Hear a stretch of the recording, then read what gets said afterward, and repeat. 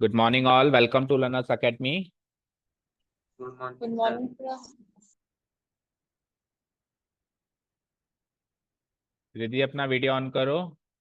मैत्री, हाँ मैत्री आ गई, मैत्री आ गई। अभिनव, नमन, रिद्धि वीडियो ऑन करो। मोनिका आ गई। अभिनव अपना वीडियो ऑन करो। यस।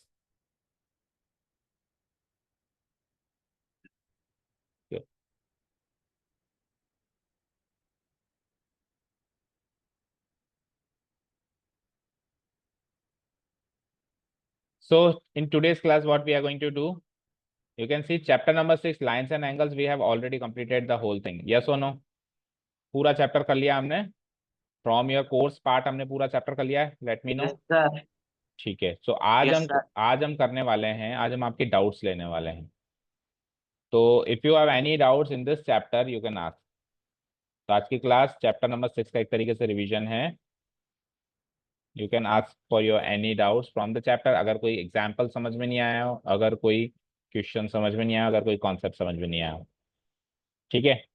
तो देखो ये सारे एग्जाम्पल्स हैं। तो उसके लिए एग्जाम्पल्स आप करे हुए होंगे तो आप पूछ सकते हो, नहीं करे हुए होंगे तो फिर शायद ही पूछ पाओगे। बताओ, जल्दी जल्दी पूछना स्टार्ट करो। अब ऐसे मत कहना कि सर हमको पता नहीं था कि आज डाउट्स पूछने हैं। इतने सारे, छठा चैप्टर चल रहा है तो सबको पता है कि जब चैप्टर खत्म हो जाता है तो next day, the very next day what we will do, we will ask the doubts. ये तो पता होना चाहिए कि sir will ask the doubts, तो मैं घर से सॉल्व करके आऊँ। Tell me what are your doubts. और कोई डाउट नहीं है तो फिर वाइंड अप करते हैं और कल फिर आपको ऑफलाइन बुला के इसका टेस्ट ले लेते हैं। रेडी? फिर ready for the test tomorrow? Tell me, are you ready for the test tomorrow?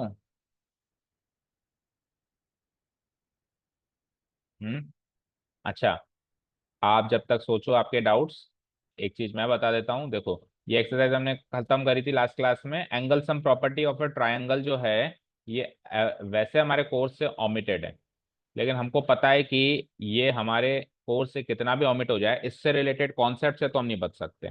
देख क्लास 9th में ट्राइंगल का एंगल सम 180 डिग्री होता है, इस कॉन्सेप्ट से बच के तो निकल सकते नहीं है हम। ये तो कॉन्सेप्ट कहीं ना कहीं तो लगेगा ही लगेगा, पूरे कोर्स में कहीं ना कहीं तो लगेगा ही। ठीक है, वो एक्सरसाइज ऑमिट हो गई तो क्या हो गया। तो इसीलिए चाहे से आप एक्सरसाइज मत करो, इस टॉपिक को तो एटलीस्ट पढ़ ही लो। ठीक है, तो आप हेडिंग मार्क कर सकते हो, angle sum property of a triangle. Next, और उसमें फिर आप, एक थ्योरम है कि एक ट्राइंगल के तीन एंगल्स का सम कितना होता है, 180 डिग्री होता है। एक ट्राइंगल के तीन एंगल्स का सम कितना होता है, 180 डिग्रीज होता है। इस थ्योरम, ये थ्योरम जो है, पहले तो आप थ्योरम लिख लेना, the sum of the angles of a triangle is 180 degree. इसको प्रूव करने का भी क्वेश्चन आ सकता है। इसको कैसे प्रूव करें कि एक ट्राइंगल के तीन एंगल्स का सम 180 डिग्री होता है। ठीक है, तो उसको प्रूव करने के लिए हम क्या करेंगे, फर्स्ट ऑफ ऑल एक ट्राइंगल बना देंगे जैसा बना हुआ है। ट्राइंगल पी क्यू आर बना हुआ है, आप भी बना दो ट्राइंगल पी क्यू आर। पहले तो आप ऊपर ही ऊपर हेडिंग डालना, मेन हेडिंग सेंटर में हेडिंग डाल देना, angle sum property of a triangle. उसके बाद फिर आप यहाँ पे लिखना थ्योरम, और थ्योरम लिख के फिर आप क्या डालेंगे, the sum of the angles of a triangle is 180 degree. ये थ्योरम मेंशन कर देना। 6.7 लिखने की जरूरत नहीं है कि थ्योरम 6.7 है, सीक्वेंस तो इधर उधर हो सकता है, पर आप ये जरूर मेंशन कर देना कि ये थ्योरम है। लिख लिया सबने theorem?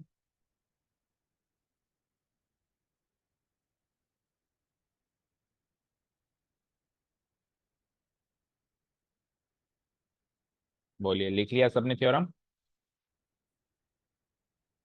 Reply back. No, sir. Yes. एक लाइन ही तो लिखनी है, the sum of the angles of a triangle.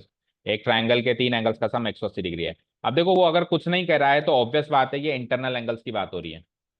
अगर वो कुछ नहीं कह रहा है ना, इंटीरियर या एक्सटीरियर वर्ड वो यूज नहीं कर रहा है, तो बाय डिफॉल्ट इंटीरियर माने जाएंगे। वैसे एक ट्राइंगल के एक्सटीरियर एंगल्स भी होते हैं, जैसे ये इसका एक्सटीरियर एंगल हो गया, ये इसका एक्सटीरियर एंगल हो गया, ये इसका, ये वाला इसका एक्सटीरियर एंगल हो गया। ठीक है, तो एक्सटीरियर एंगल्स की बात नहीं हो रही है, इंटीरियर एंगल्स की बात हो रही है, क्योंकि कुछ कह ही नहीं रहा है, कुछ कह नहीं रहा, तो बाय डिफॉल्ट इंटीरियर एंगल्स की ही बात हो रही है। डन। चलें आगे। Yes sir. ओके। अब इसका प्रूफ कि हम कैसे साबित करेंगे एक ट्रायंगल का तीन एंगल्स का सम 180, तो पहले तो आप रफली समझ लो प्रूफ, और फिर मैं आपको स्टेटमेंट दे देता हूं जो आपको कॉपी पेस्ट करना है। ठीक है, रेडी? रफली समझने के लिए आप सब लोग ध्यान दो, ये एक ट्राइंगल है। इस ट्राइंगल में मैं एक क्यू आर से, और मुझे प्रूव कैसे करना पड़ेगा आप खुद सोचो। प्रूव करने के लिए मुझे जो मैंने कॉन्सेप्ट पढ़े एक्सरसाइज 6.1 और 6.2 उन्हीं का इस्तेमाल करना पड़ेगा, और तो कोई तरीका ही नहीं है। तो 6.1 6.2 में आपने पैरेलल लाइंस भी पढ़ा है। तो आप एक काम करेंगे, पी से गुजरती हुई एक पैरेलल लाइन बनाएंगे जो कि क्यू आर से पैरेलल हो। जो ट्राइंगल की एक साइड है क्यू आर, उससे पैरेलल आप एक लाइन बना देंगे एक्स वाई। लेकिन वो जो लाइन है वो किससे गुजरनी चाहिए? टी से गुजरनी चाहिए। क्योंकि क्यू आर से पैरेलल तो हजारों लाखों इनफाइनाइट लाइंस पैरेलल बनाई जा सकती हैं। जैसे मैंने कहा कि क्यू आर से पैरेलल बनाओ, तो कोई बच्चा ये भी बना देगा सर ये भी क्यू आर से पैरेलल है, ये भी क्यू आर से पैरेलल है, ये भी है, नीचे भी बनती जा रही है बनती जा रही है, क्यू आर से पैरेलल तो बहुत सारी बन रही है। लेकिन इन सारी बहुत सारी लाइंस में से एक यूनिक लाइन है, एक अकेली ऐसी लाइन है जो पी से गुजर रही है। तो आपको पी से गुजरने वाली, पासिंग थ्रू पी, एक पैरेलल लाइन बनानी है। बना दो, चलो उसको भी फिगर में कंप्लीट कर लो।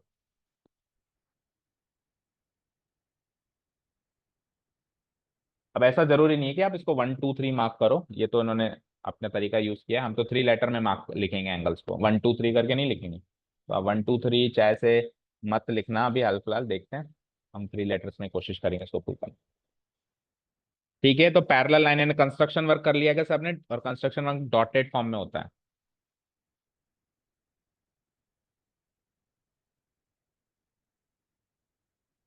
इतना काम हो गया सभी का?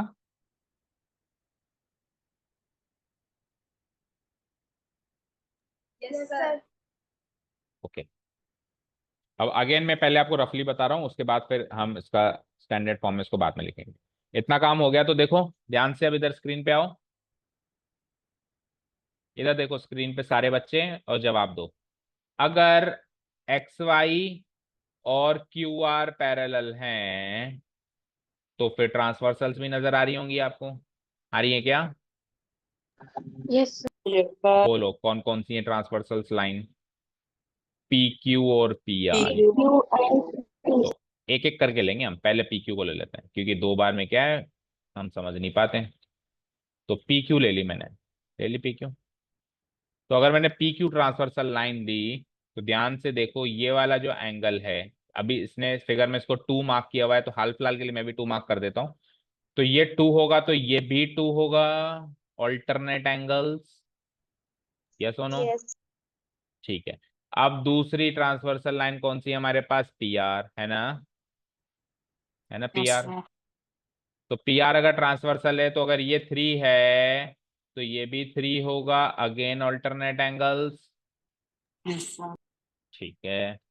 अब आप लाइन एक्स वाई पे फोकस करो, फोकस करो कैमरामैन, एक्स वाई पे फोकस करो। तो X Y is straight line, yes और नो?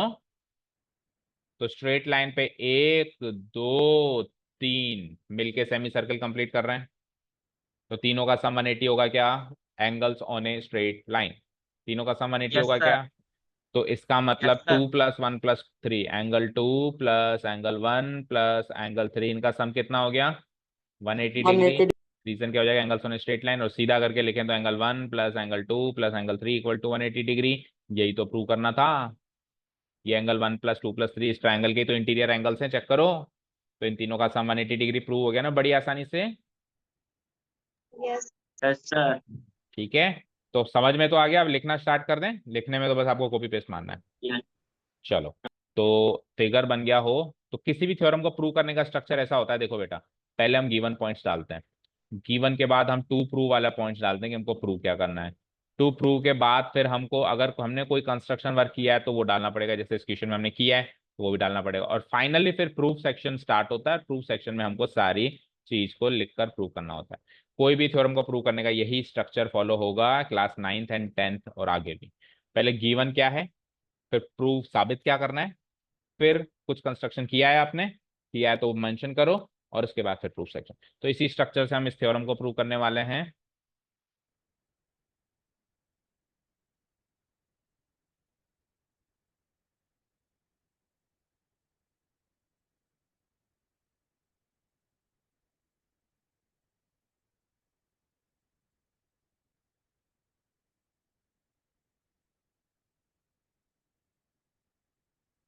तो angle sum property of a triangle is the heading.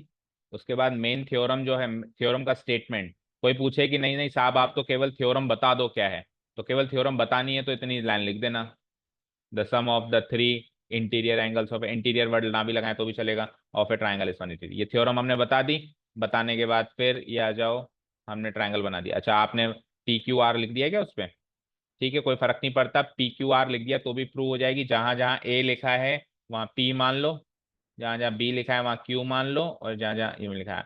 अच्छा एक चीज और सुनो बच्चों, ये देखो इन्होंने ट्राइंगल को डिनोट करने का तरीका देखो, यहाँ पे सिंगल, यहाँ पे डबल, यहाँ पे ट्रिपल।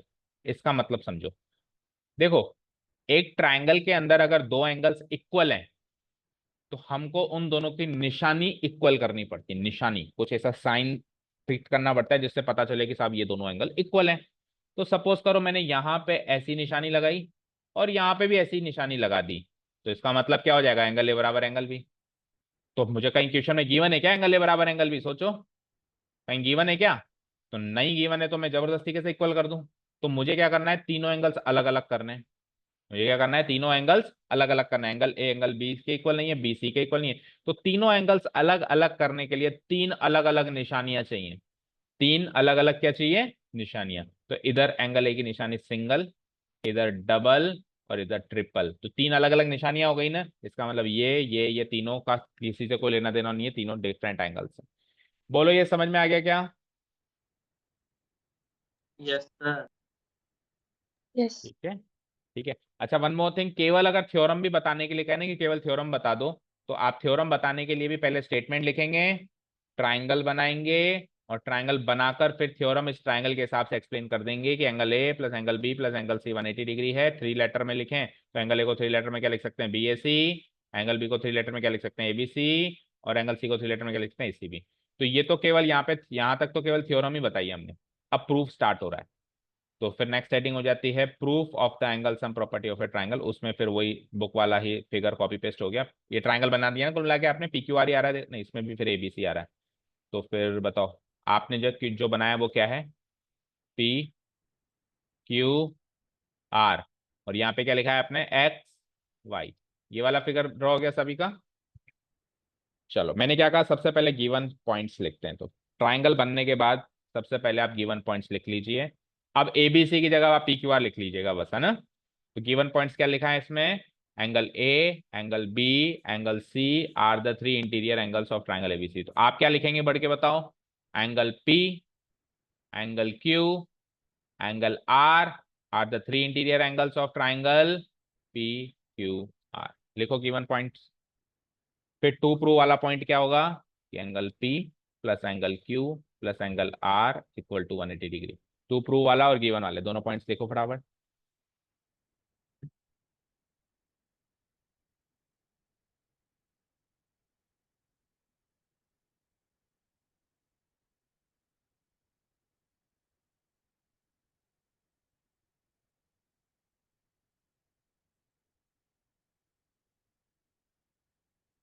लिख लिए?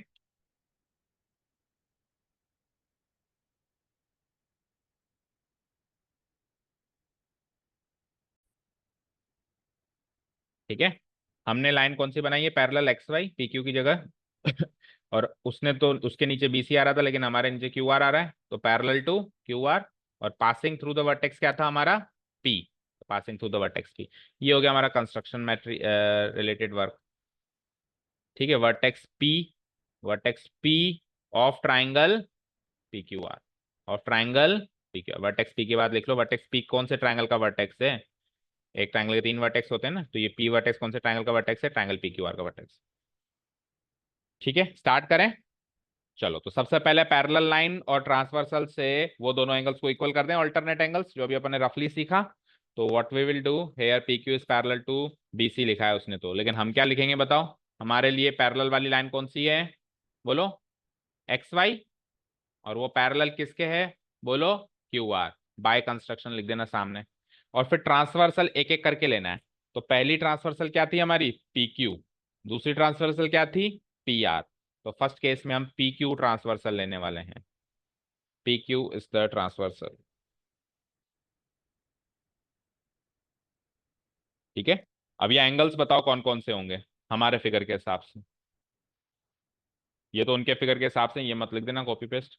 हमारे फिगर के हिसाब से एंगल्स कौन कौन से, तो देखो इतना चेंजेस किया, इससे अच्छा है हम ट्राइंगल में चेंजेस कर देते, है ना। पर चलो अब कर दिया तो कर दो अब पूरा ही। ट्राइंगल में ही हम पी क्यू आर को एबीसी कर देते। हाँ जी, तो दो एंगल्स बताओ, पी क्यू को ट्रांसवर्सल लेंगे तो कौन से दो एंगल्स इक्वल होंगे using alternate angles concept. XPQ. X PQ.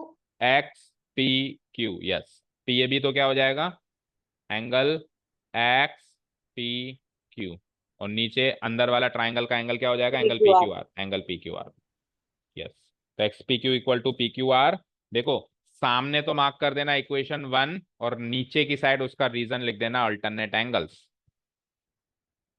नीचे की साइड इसका रीजन लिख देना अल्टरनेट एंगल्स, और सामने मार्क कर देना इक्वेशन 1।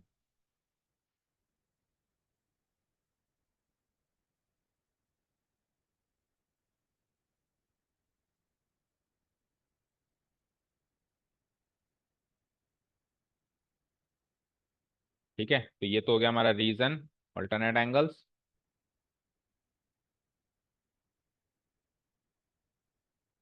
और इक्वेशन 1 सामने मार्क कर देना। ठीक है, चलो अगेन अब सेकंड ट्रांसवर्सल लेना है ना। तो सेकंड ट्रांसवर्सल क्या है हमारी, ये तो थी क्या थी बताओ, अगेन पी क्यू पैरेलल। अच्छा, दोबारा पैरेलल लाइंस का जिक्र कर रहा है, तो दोबारा पैरेलल लाइंस तो सेम ही है हमारी, वही एक्स वाई पैरेलल टू, नीचे क्या था, बेस क्या था ट्राइंगल का, क्यू आर बाय कंस्ट्रक्शन। और अब की बार ट्रांसवर्सल कौन सी हो जाएगी, पहले ली थी हमने ऐसे पी क्यू, तो अब क्या लेंगे P R. P R is the PR. Transversal line. और एंगल फिर से सोचो कौन से इक्वल होंगे, और उसको इक्वेशन 2 बनाओ, और वही same logic alternate angles.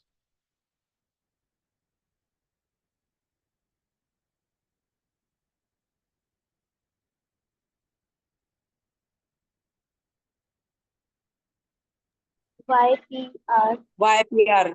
Y P R, yes, angle Y P R. और ट्राइंगल के अंदर का एंगल कौन सा हो जाएगा, एंगल पी आर क्यू, सही है क्या, Yes, sir. Angle P R. तो Y P R equal to angle P R Q, ये हो जाएगी मेरी इक्वेशन 2, और सामने रीजन सेम हो जाएगा अल्टरनेट एंगल्स। हो गया इतना काम।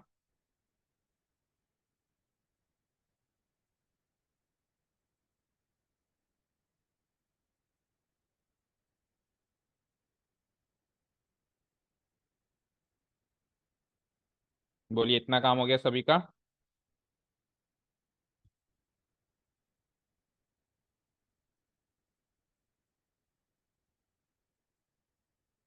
बोलो। Yes. Yes, sir. ठीक है, अब ये तीन एंगल्स स्ट्रेट लाइन पे लाया करेंगे, तो तीन एंगल्स कौन कौन से स्ट्रेट लाइन पे लाइन करेंगे, पहला वाला क्या था, एक्स पी क्यू, है ना। पहला एंगल क्या था बोलो, एंगल एक्स, देखो मेरे पास फिगर नहीं है, मैं इमेजिन कर रहा हूं, तो आप बता देना गलत हो तो, एक्स पी क्यू। दूसरा एंगल अंदर वाला था ट्राइंगल का, क्या था, क्यू पी आर, सही बोला क्या, क्यू पी आर बोलो। Yes. और तीसरा क्या था, इस साइड वाला, राइट साइड वाला क्या था, Y P R, angle Y P R, and angle Y P R. ये तीनों के तीनों स्ट्रेट लाइन कौन सी बनती है फिर वहां पे, X P Y, X P Y बनती है, एक्स पी वाई। तो तीनों के तीनों X P Y straight line पे लाया करते हैं। यहाँ तक कोई डाउट, No, sir. लिख लिया, एक बार फिगर से मैच करते हुए चलना भाई, कुछ मिसमैच हो गलत हो तो बता देना, गलत मत लिखना बस।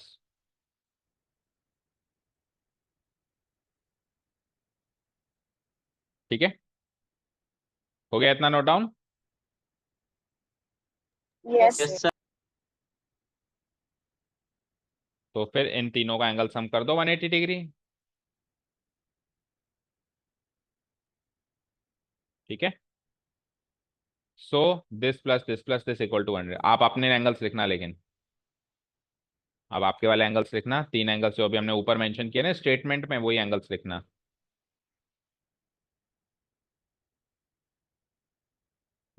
तो कौन कौन से एंगल्स का सम 180 हो जाएगा, पहला एंगल क्या लिखा हमने, एंगल बोलो, XPQ. X P Q. दूसरा क्या लिखा, XPQ. Angle Q Angle P R. PR. QPR. QPR. और तीसरा क्या लिखा, angle Y P are. In angles का सम PR. क्या हो गया 180 डिग्री। रीजन वही सेम एंगल्स। अच्छा इसने angles in a semi circle लिखा है, लेकिन हम वो नहीं लिखेंगे। हम क्या लिखेंगे जो हम पिछली दो एक्सरसाइज लिखते हुए आ रहे हैं। बताओ क्या रीजन लिखते हुए आ रहे हैं हम। Angles straight, would straight on a line. straight क्योंकि हमने स्ट्रेट angle लाइन on का, straight line. हमने ऊपर स्ट्रेट लाइन वाली बात कही है ना। देखो अगर हम सेमी सर्किल वाली बात कहते हैं तो फिर रीजन सेमी सर्किल, इधर क्या कही है हमने स्ट्रेट लाइन पे क्यों, तो हम क्या लिखेंगे रीजन भी फिर वही लिखेंगे, angles in a straight line. करो, एंगल्स इन ए नहीं on A, angles on a straight line. ये हो जाएगा इसका। ठीक है, हो गया इतना काम। Yes, sir. अब इक्वेशन 1 और 2 से आप दो एंगल्स को तो बदल दो और तीसरे को सेम रखो। कौन कौन से, ये तीसरे को तो कॉपी पेस्ट सेम रखो, इसको तो चेंज करो मत।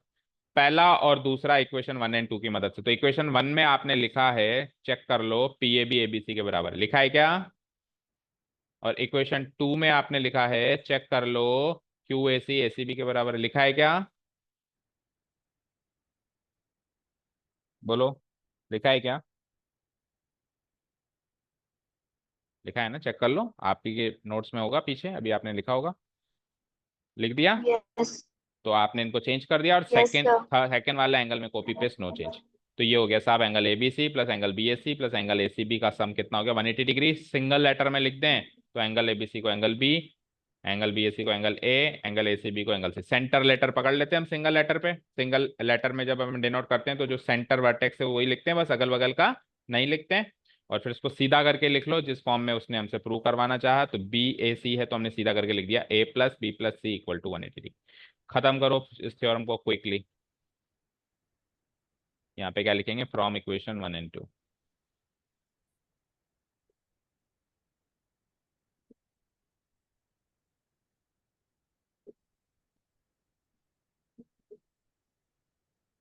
ठीक है, हो गया खत्म। ये इम्प्लाइज का साइन है ना, समझ आ Yes, रहा है ना। हर इक्वेशन की फॉर्म से पहले अपन क्या लगाते हैं, इम्प्लाइज, इम्प्लाइज, इम्प्लाइज।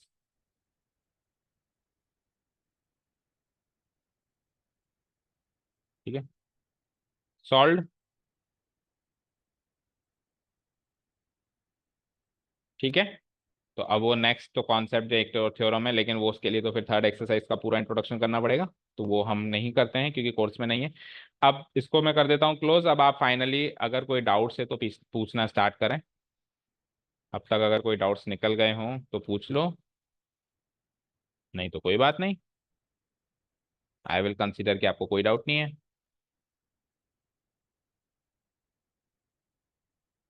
सारे बच्चे बहुत इंटेलिजेंट हैं, कोई डाउट ही नहीं होता किसी को, बस एग्जाम में मार्क्स नहीं आते। सर 6.1 का क्वेश्चन नंबर 5। हाँ, कौन सा क्वेश्चन पूछा है। 6.1 का क्वेश्चन नंबर 5। 6.1 का क्वेश्चन नंबर 5, 3 इंटीरियर एंगल्स है ना यहाँ पे। अच्छा, तो एनसीईआरटी के जो क्वेश्चंस हैं वो तो हमने कर लिए हैं, फिर भी उनमें डाउट है। मैं तो ये वेट कर रहा था कि शायद आप में से कोई, इतने अच्छे अच्छे एग्जाम्पल्स हैं उस चैप्टर में, वो पूछेगा कोई। ठीक है, Sir, एनीवेज। example 5. अब तो पूछ लिया ना एक जने ने।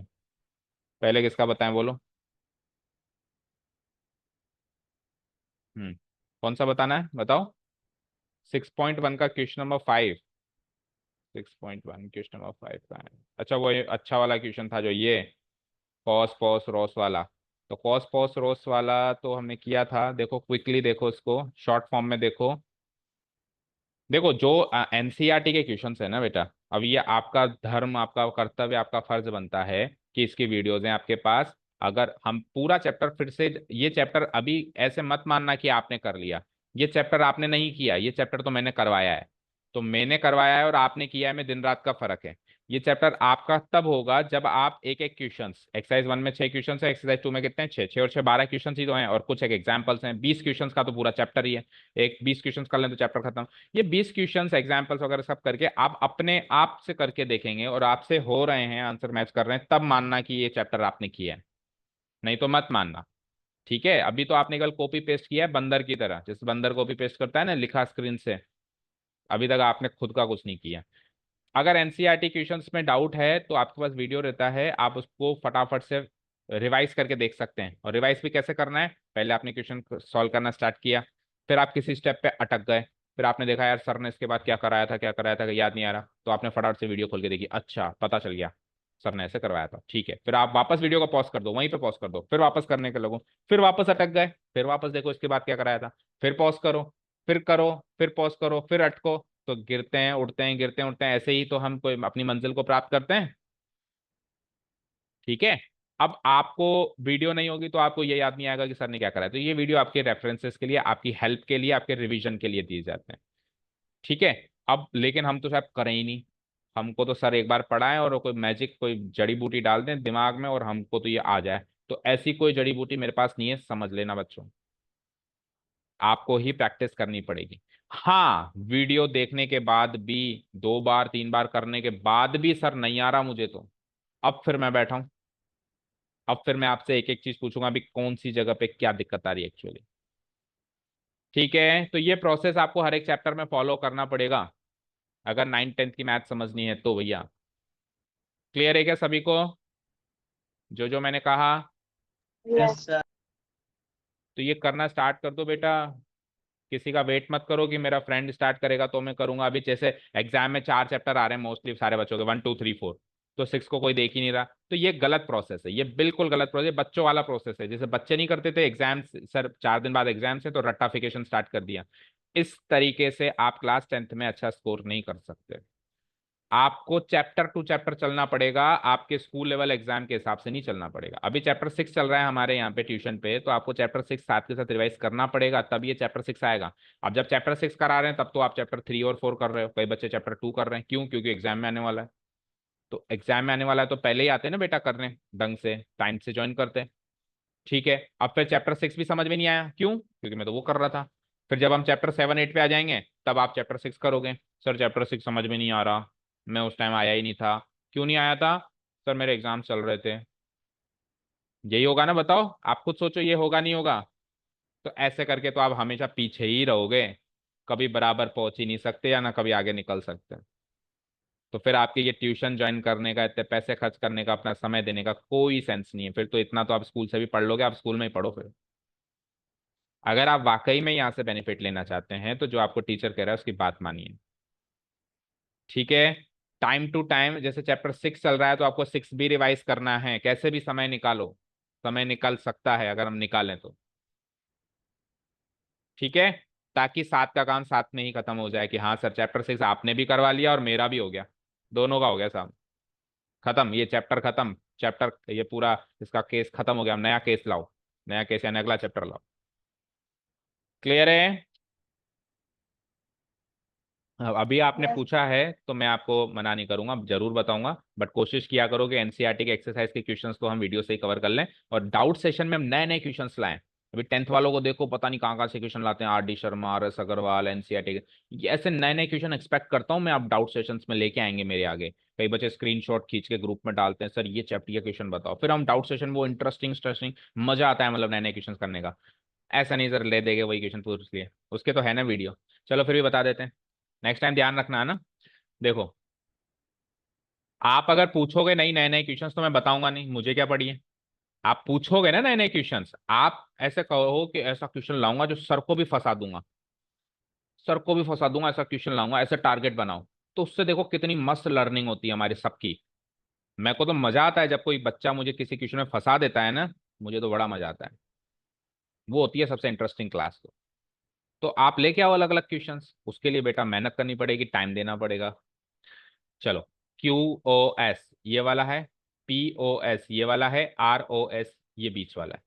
तो देखो, इस इक्वेशन को प्रूव करने से पहले आप इस चीज पे नोटिस करो, ये 2 अगर उधर जाएगा तो twice angle R O S हो जाएगा, तो यानी कि आपको 2 एंगल आर ओ एस चाहिए।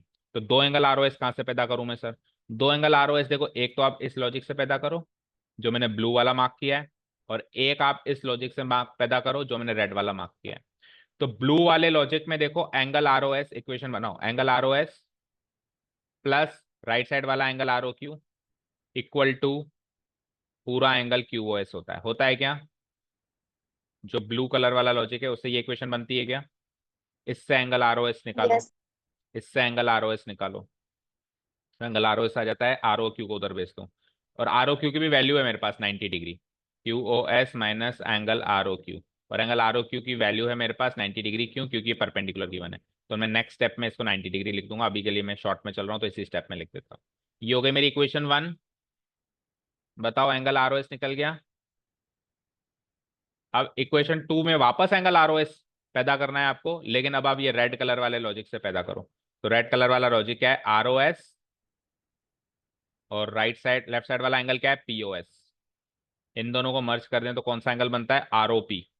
कौन सा बनता है? आरओपी। यहां से वापस आप एंगल आरओएस निकालो। तो यहां से वापस जब आप एंगल आरओएस निकालेंगे तो पीओएस और उधर आरोपी माइनस, बनता ROP, angle ROP minus angle POS. अच्छा, एंगल आरओपी वापस 90 डिग्री है, इधर वाला 90 है तो इधर वाला भी तो 90 है, तो इस आरओपी को आप चाहे तो नेक्स्ट स्टेप में 90 लिख देना, मैं अगेन इसी स्टेप में लिख देता हूँ एंगल 90 डिग्री। तो ये हो जाता है 90 डिग्री माइनस एंगल पोस। ठीक है, आर ओ एस दोनों से मिल गए क्या? दो इक्वेशन से बताओ, यहां तक कोई डाउट? है। No sir. ये इक्वेशन 1 थी ना, इक्वेशन 2। तो अगर मैं 1 और 2 को जोड़ दूं तो R O S twice R O S हो जाएगा। वही तो चाहिए था मुझे, 2 को उधर भेजो जरा, वही तो चाहिए था। तो मैं एंगल इक्वेशन 1 एंड इक्वेशन 2 को ऐड कर देता हूँ। फाइनल इक्वेशन 1 एंड इक्वेशन 2 को ऐड करते हैं तो आर ओ एस मिलके twice angle R O S हो गया। आर एच एस सेट करो, तो आर एच एस सेट करेंगे तो देखो -90 डिग्री और +90 डिग्री तो खत्म एक दूसरे से, जीरो हो गए। बचा क्या? एंगल कॉस, फिर माइनस एंगल कॉस, और 2 को यहां से हटा दूं तो ये क्या हो जाता है? पूरे से मल्टीप्लाई क्या हो जाता है? 1/2।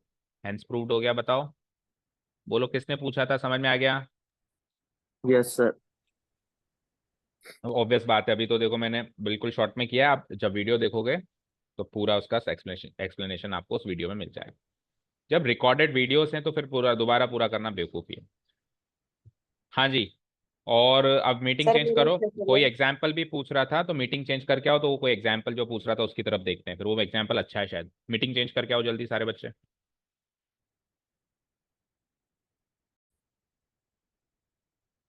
बोलो बच्चों, कौन सा एग्जाम्पल था? नंबर बताओ। 5। एग्जाम्पल 5? एग्जाम्पल 2 चल रहा है अभी। एग्जाम्पल 5, चलो एग्जाम्पल 5 देखते हैं। आपके सामने यही है ना?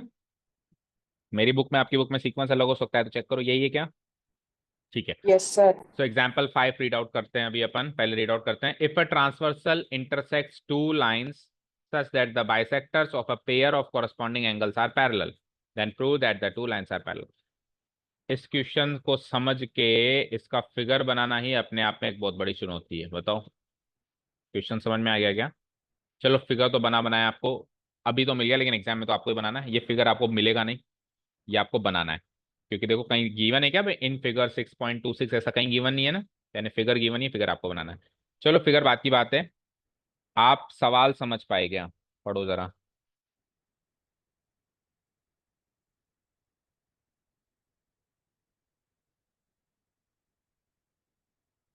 हम्म।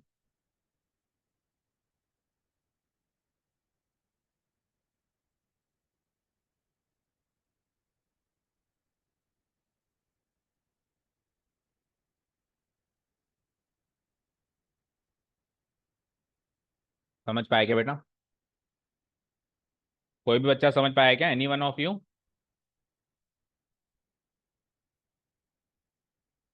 No one?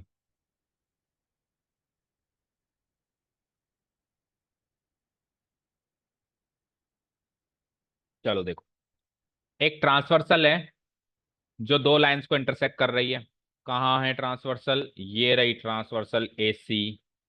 ये इन दो लाइंस को इंटरसेक्ट कर रही है। कौन सी है दो lines? P Q and R S हैं वो दो लाइंस, और वो दोनों लाइंस पैरेलल हैं, बिल्कुल हैं।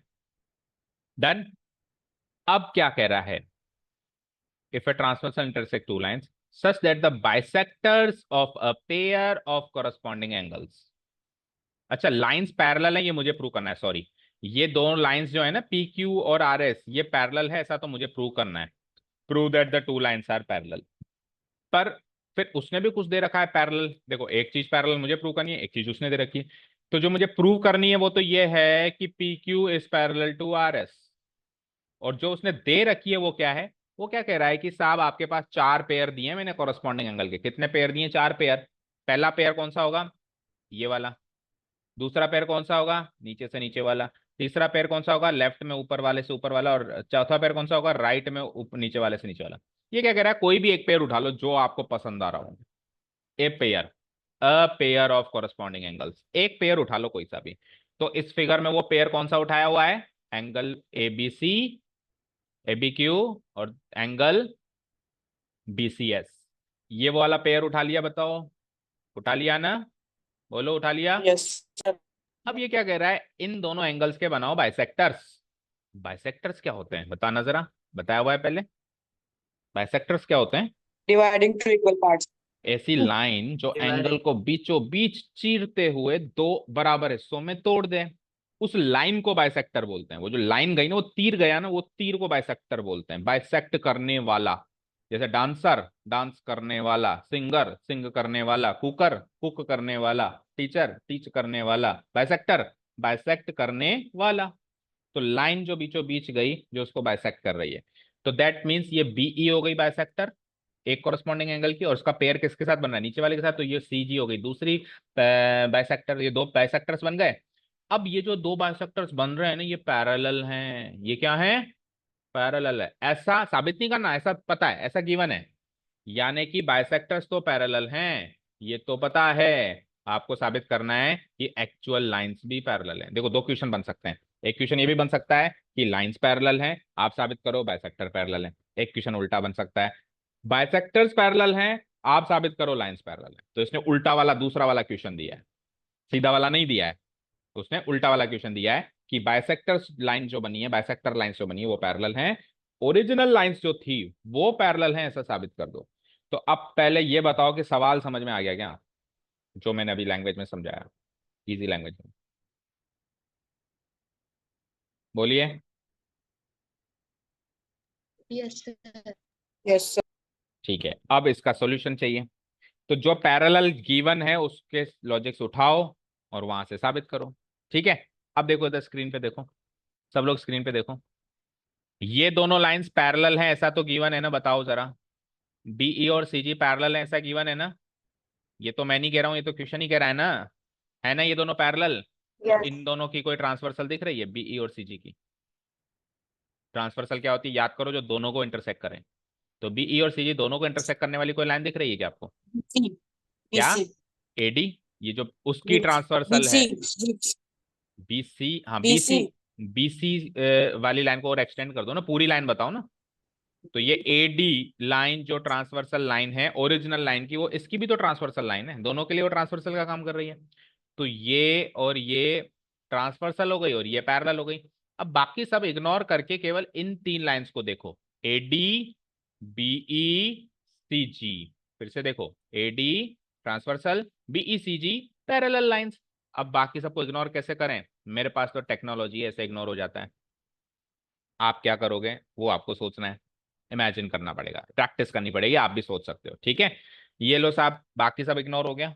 तो अब ये पैरेलल लाइंस और ये ट्रांसवर्सल लाइन है, तो अगेन ये वाला एंगल इसके बराबर कॉरस्पॉन्डिंग एंगल। बोलो बोलो बोलो बोलो। जैसे लाइन Yes, सीधी sir. होती है, लाइन सीधी होती है और ऐसे होता है तो कॉरस्पॉन्डिंग एंगल होता है। तो लाइन सीधी ना होकर थोड़ी टेढ़ी बन गई तो क्या कॉरस्पॉन्डिंग एंगल उसमें भी बन सकता है? ये बन सकता है ना? Yes, sir. तो ये बन गई साहब कॉरस्पॉन्डिंग एंगल, यानी कि ये वाला एंगल इसके बराबर है। अच्छा, इस एंगल का नाम बताओ ओरिजिनल फिगर में। ओरिजिनल फिगर में इसका नाम बताओ, इस वाले ऊपर वाले का। A B E, angle A B E. ये कौन अनोटेशंस बना रहा है भाई? बाहर निकाल दूंगा क्लास से। और ये वाला बताओ, बी सी जी, एंगल बी सी जी। तो ये दोनों एंगल इक्वल हो गए क्या? बताओ कॉरस्पॉन्डिंग एंगल्स वाले लॉजिक से। बोलो। Yes, sir. Corresponding angles. चाहो तो नीचे से नीचे वाला भी ले सकते हो, मैंने अभी ऊपर से ऊपर वाला लिया है, चाहो तो आप नीचे से नीचे वाला भी इक्वल कर सकते हो, एज यू विश। इससे पहले कॉरस्पॉन्डिंग एंगल से पहले आपको बतानी पड़ेगी लाइंस कौन कौन सी पैरेलल ली है आपने। तो लाइंस कौन कौन सी पैरेलल ली है? बीई पैरेलल ली है किससे? सीजी से। ये तो क्वेश्चन में ही गिवन है कि बाइसेक्टर्स पैरेलल है, तो ये तो गिवन डाल दूंगा मैं कि बाइसेक्टर्स पैरेलल गिवन है क्वेश्चन में। और ट्रांसवर्सल कौन सी लिए, वही and AD is a transversal, AD is a transversal.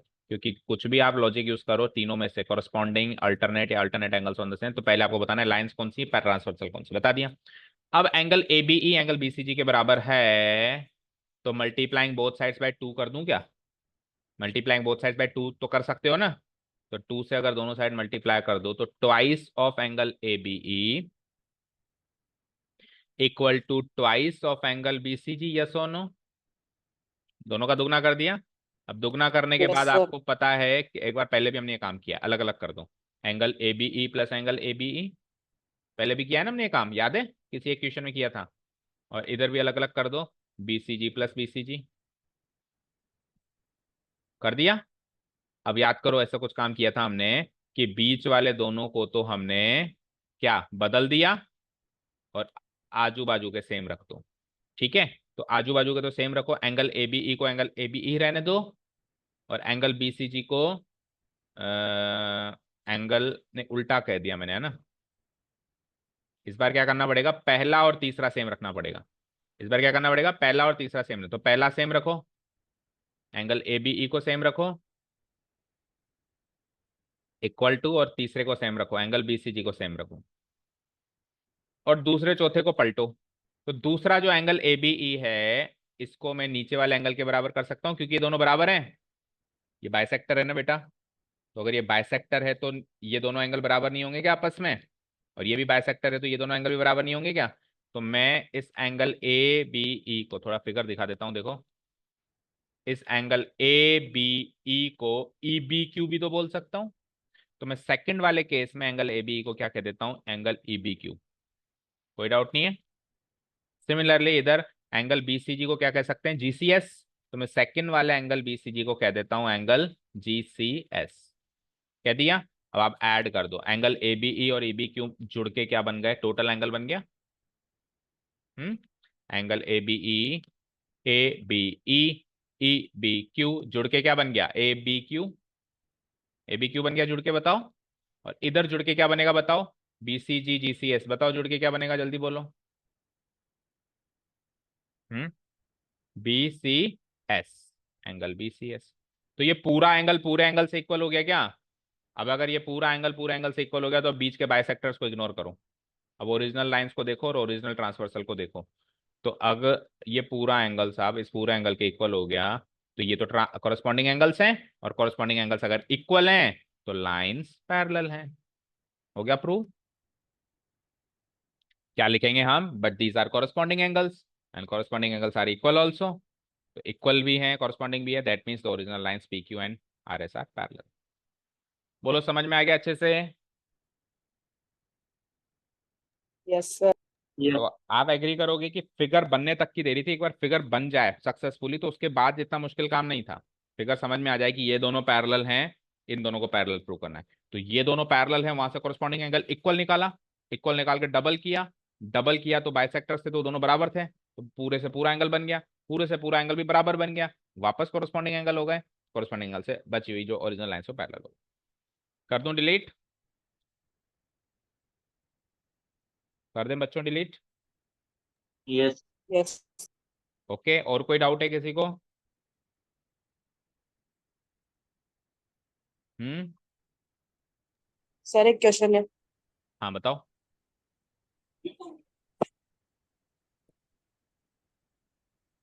If एक, the complement of a अच्छा ऐसे बताओगे क्या ओरली? अच्छा बताओ। orally. चलो अब ध्यान Yes, से sir. सुनो सारे बच्चे, सारी बात ध्यान से सुनो, ये लास्ट चांस है, इसके बाद ये चीज अलाउ नहीं होगी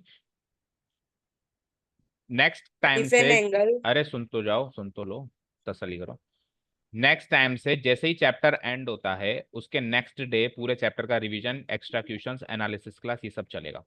तो आपको सारे क्वेश्चंस उसी दिन रेडी करने हैं, वेट नहीं करना, कल की छुट्टी भी थी तो आपको रेडी करना है।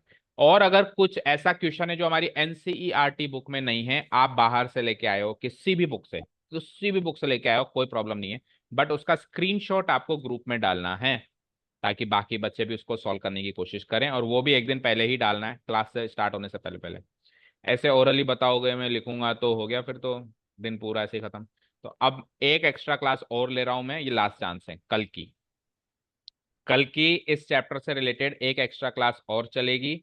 ये जो क्वेश्चन आप बता रहे हो उसको भी स्क्रीनशॉट लेके ग्रुप में डालो, और बच्चे कहीं से भी इधर उधर से जहां मर्जी आए क्वेश्चन लेके आओ इस चैप्टर के, या इस चैप्टर के एग्जाम्पल्स भी डाउट है तो वो भी सॉल्व करके कल पूछेंगे, और वो एक्स्ट्रा क्वेश्चन हम कल सॉल्व करेंगे। Is this thing clear to you? क्योंकि 9:12 हो गई अभी आपकी साइंस की क्लास है ना, साइंस की यस क्लास है ना सर। अभी, तो फिर Yes, साइंस की sir. क्लास एक के चक्कर में दूसरे को हम पढ़ेंगे।